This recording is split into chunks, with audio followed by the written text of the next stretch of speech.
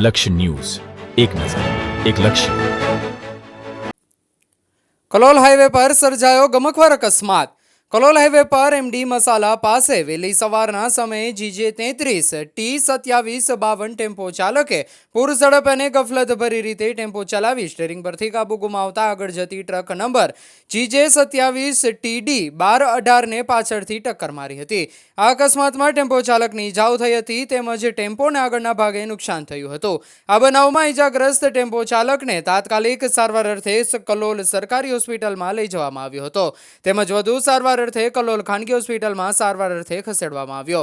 આ અકસ્માતના કારણે હાઈવે પર ટ્રાફિક જામ થઈ ગયો હતો. આથી વધુ ટ્રાફિક જામની સમસ્યા ના સર્જાય તે માટે ટોલ ટેક્સની ટીમ તાત્કાલિક અકસ્માતના સ્થળે ટોઈંગ ક્રેન પહોંચી અને ટોઈંગ ક્રેન દ્વારા ટેમ્પોને હાઈવે પરથી સાઈડમાં હટાવી લેવામાં આવ્યો હતો. રિપોર્ટર કનૈયાલાલ પ્રજાપતિ, કલોલ.